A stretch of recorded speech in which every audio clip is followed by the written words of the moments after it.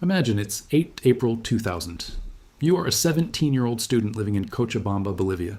Your city sits in a bowl of mountains, where every bill matters and every peso has a job before it even enters the house. At home, water is not some abstract utility. It is the bucket in the washroom, the pot on the stove, the tap your family watches like a clock with bad news in it. For months, the talk in the streets has not been about school or football, but about bills that jumped from about $5 to nearly $20, or from $12 to nearly $30, in a city where the minimum wage is less than $100 a month. The plazas are familiar, the buses are crowded, and the city center still looks ordinary enough, but ordinary life now feels like a wooden bridge, with smoke rising from underneath. This morning, you step into streets you have known your whole life, not knowing that by afternoon water, money, and power meet, in a single gunshot. If you have ever wondered why a shortage of water can end in riots, price shocks, migration, and the language of war, stay with me. What you are about to hear is not a theory. It is a pattern. It has happened before. And it rarely begins where people expect. If you find value in this kind of historical clarity, subscribing takes 2 seconds and keeps you ahead of what most people never see coming. By mid-morning, Bolivia is under martial law. President Hugo Banzer has sent soldiers into the streets. Protests against privatization have already left many injured in earlier clashes, and now the city is tightening like a fist. Then the shot comes. Victor Hugo Daza is hit and killed near the center. A few days later, the private operator is forced out. Control of the water system returns to public hands, and the lesson is brutal. When water becomes too scarce, too expensive, or too politically useful, it does not stay a water story for long. It becomes a story about wages, food, debt, transport, trust, and the right to stay alive without begging permission. That is what this video is about. Not a prediction, an autopsy. A look at how water shortages have repeatedly become economic conflicts first and political conflicts after, and why the same pressure lines are visible in the world today. Before we go further, there is something important to understand. A modern economy does not run on money alone. It runs on water the way a body runs on blood. You do not think about blood when you lift a cup or climb a stair. You only notice it when the flow is blocked. Water works the same way. It is inside bread, power, steel, cotton, microchips, shipping routes, apartment blocks, and every city that promises more people a better life than the land can easily support. That is why water shortages do not usually appear first as dramatic scenes of empty rivers. They appear as higher food prices, rolling blackouts, bad harvests, shuttered workshops, fights between provinces, angry farmers, and nervous governments. The shortage moves through the economy like a crack through ice. At first it is almost silent, and suddenly the whole weight of the system is standing on something thin. The root cause is simple. Water is local, hard to replace, and often promised away during wetter years as if they last forever. Rivers cross borders. Reservoirs depend on weather. Aquifers take years or decades to refill. But political promises are made on election calendars, not hydrological ones. Hydrological just means water moving through the land and sky. So governments promise farms, factories, and cities more than a basin can safely give. Then a drought comes, or a population boom, or a new dam upstream, and the old promises collide like trains on the same track. That collision is expensive. The World Bank has warned that water scarcity could cut growth by as much as 6% of GDP in some regions by 2050. It could reduce water available to cities by as much as 2/3 compared with 2015 levels. The same institution also found linkages to migration. Water deficits were linked to 10% of the rise in internal migration between 1970 and 2000. In plain English, when water gets tight, people move. Prices move, and politics moves with them. The economy is not a machine floating above nature. It is a mill built beside a river. Change the river, and the mill begins to tremble. This brings us directly to the first part of the pattern. Water conflict often starts not with emptiness, but with a change in control. In Cochabamba, the fuse was lit when control over an essential service moved into private hands, under terms that ordinary people felt they had not chosen and could not survive. In 1999, Bolivia granted a 40-year lease over the water system to a private consortium called Aguas del Tunari, linked to Bechtel. On paper, the language was about efficiency, investment, and modernization. Those are elegant words. They sound like clean shirts and straight ledgers.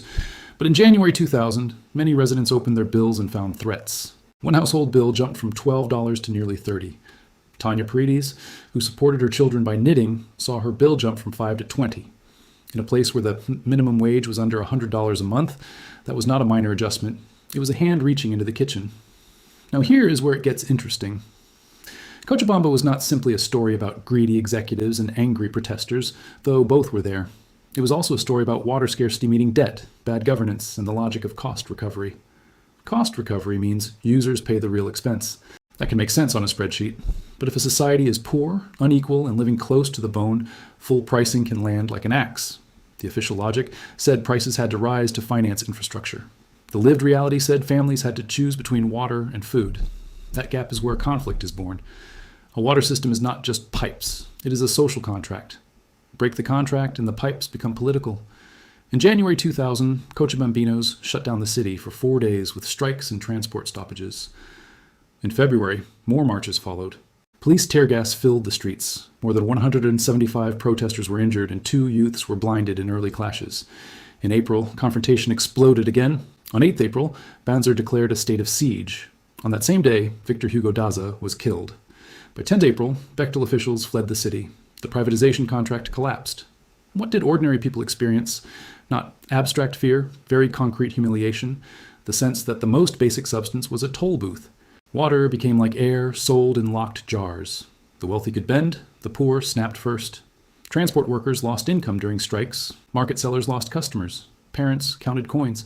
Trust in the state drained away faster than the reservoirs. And this is the larger economic lesson. When water becomes unaffordable, it does not stay inside the utility bill. It spills into labor unrest, transport paralysis, school closures, and political breakdown. Investors call it instability. Families call it panic. Governments call it a security issue. Different words, same wound. The first major point is this. Water scarcity becomes economic conflict when the burden of adjustment falls suddenly on people who were never given the reserves to absorb it. In that moment, the market is not a bridge. It is a toll gate in front of a burning house.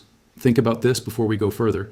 If a government told you that higher prices were necessary to prevent a bigger water disaster tomorrow, would you accept it or see it as an imposition? Drop your answer in the comments. Seriously. Because what I am about to show you next is the part of this story most people never hear. The second major point is that water shortages do not need to hit a city first. Very often they begin out on the dry edges of a country where farmers and herders live far from television cameras. By the time the city notices, the social shockwave is already moving. Look at Syria. Between 2006 and 2010, the country suffered what many researchers described as the worst drought in the instrumental record for that region. Instrumental record just means the period measured by modern weather data. Between 2006 and 2009, 1.3 million people were affected by agricultural failures. United Nations and Red Cross reporting estimated that more than 800,000 people lost their entire livelihoods. In the Northeast, crops failed and land withered. Many herders saw huge livestock losses. Some reports described farm failure on a massive scale and the collapse of local rural economies. But drought alone was not the whole story. That matters. History is rarely a single bullet. It is usually a loaded gun left on a table. For years, the Syrian state had encouraged water-intensive crops like wheat and cotton. Groundwater was pumped hard, wells multiplied.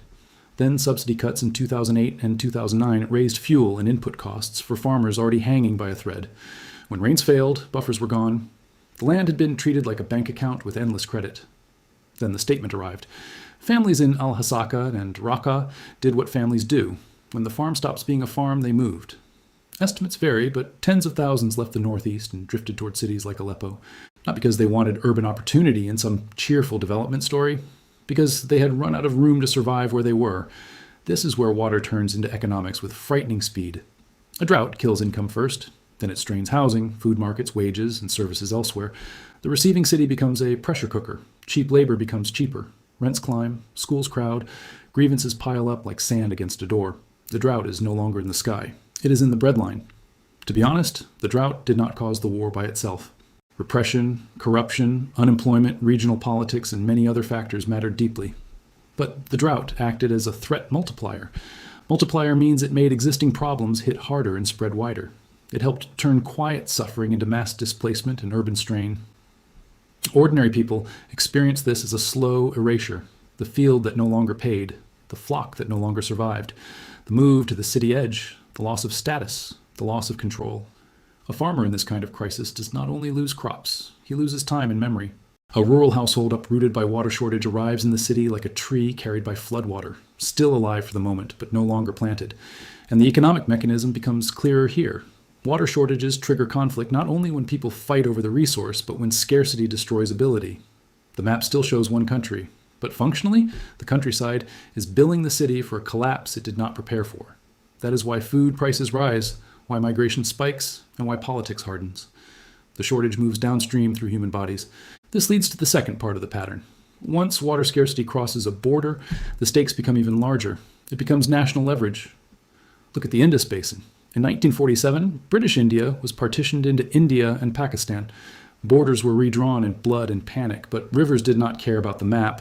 Headworks and canals that had once been part of one system now lay in two states with distrust. On 1st April 1948, India shut off water from canals serving Pakistan from key upstream works. The interruption hit the central Barry Doab canals. For a newly created country whose agriculture depended on that river system, the message was chilling. Your fields may be downstream, but security is upstream. Flows were revived after an agreement in May 1948, but the fear remained. It was the fear of dependence sitting inside someone else's valves. That fear shaped more than a decade of negotiation, leading to the Indus Waters Treaty signed in 1960 after 9 years of talks. On paper, the treaty was elegant. India received the eastern rivers, Pakistan received the western rivers, with limited Indian uses allowed. In practice, the treaty became the plumbing behind a fragile peace. It survived wars and crises because both sides understood, break water, break more. Pakistan's dependence is enormous. The World Bank describes the Indus Basin irrigation system as the largest contiguous irrigation system in the world, with over 18 million hectares served and agriculture providing around 22% of GDP. Irrigated land supplies more than 90% of agricultural production. If the water system wobbles, the food system wobbles. If the food system wobbles, the state wobbles. Now add climate stress. In 2010, catastrophic flooding affected more than 20 million people in Pakistan and caused $10 billion in damage. A year of drought can hurt. A year of flood can also hurt. That is the cruel trick of water conflict in the modern age. Too little water or too much, and too little trust all the way through. The river stops behaving like a servant and starts behaving like a judge. In April 2025, after a deadly attack, India suspended participation in the treaty, and Pakistan warned that diversion would be an act of war. The immediate physical impact was limited, but the language of water and the language of warfare now openly sit in the same sentence. For ordinary people, the stakes are plain. Farmers worry about wheat, rice, and sugarcane. Families worry about food prices. Villages worry about flows. A farmer's leader put it bluntly: if flows become erratic, yields drop, and costs rise, small farmers would bear the brunt. In other words, the first battlefield is not the frontier. It is the household budget. Most people will never know what you now know. Most people will keep trusting systems they do not understand. If you are still here, hit subscribe. This section is what this channel is for. Now observe what all of these cases have in common. Different countries, different decades, same result. In Bolivia, stress moved through prices. In Syria, it moved through failed farms and migration. In the Indus Basin, it moved through borders and dependence. But the mechanism is the same. First, water is promised to more users than the system can support. Second, a shock arrives like drought, flood, privatization, or a new dam. Third, the burden of adjustment falls unequally. One class or region is asked to absorb the pain first. Fourth, pain spreads into legitimacy. Only then does the world call it a conflict. That sequence matters because it overturns the popular image of a water war. Most imagine soldiers on a riverbank. History shows something quieter. The real struggle begins when water starts selecting winners and losers. It is like removing invisible screws from a bridge. The collapse looks sudden, but the weakening was not. Water has no real substitute. If oil gets expensive, you switch.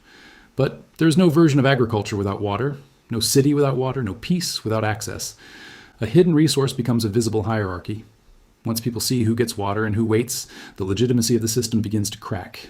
The first casualties are those whose lives depend on stable prices and flows because they have no cushion when either breaks. Look at Cape Town in 2018. Residents were ordered toward a limit of 50 liters. If dam levels fell, households would collect from stations. For many poorer residents, this felt familiar. Township residents used only 5% of the water while making up half the population. The poor are living in a permanent rehearsal for a crisis the middle class has not yet imagined. The burden bends toward the vulnerable. In Cochabamba, that meant families like Tanya's. In Syria, it meant small farmers. In Pakistan, it means irrigation-dependent farmers who cannot hedge. The middle class gets squeezed. The poor get cornered. Small business owners suffer quietly. The bakery that cannot afford unreliable water. Water scarcity does not only empty reservoirs, it empties order books, payrolls, and school attendance sheets. It is a tax collector no one voted for. Meanwhile, people with storage, flexibility, and pricing power walk away finer. Wealthier households who can buy tanks or bottled water. States that can import grain. Cities that can outbid farms. Scarcity is the storm. Inequality decides whose roof blows off. Look at Egypt. Egypt depends almost entirely on the Nile. Availability fell from 2,251 cubic meters in the 1960s to near 600 today. Reduction threatens jobs. Small changes upstream create large anxieties downstream. That is the human cost. Not only thirst, but dependence and waiting. The World Bank found residents of poorer countries are 4 times less likely to move when water shocks hit because migration costs money. The poorest are often trapped in place. Scarcity becomes a cage before it becomes a journey. Look at the Jordan River Basin. The 1967 war had roots in water dispute. Control over resources means one side gets more, and others argue this leaves them with less. Strip away slogans, and the meaning is clear. When one side controls the taps, the other side's farms and bargaining power shrink together. Water stress intensifies old inequalities. It exposes what was already there. Scarcity is like pulling a sheet off a room of broken furniture. The question is not whether this pattern will repeat. History answered that. The question is whether you will see it before it sees you. What did survivors do differently? Those who came through periods of stress shared 3 characteristics. First, they treated security as a systems problem.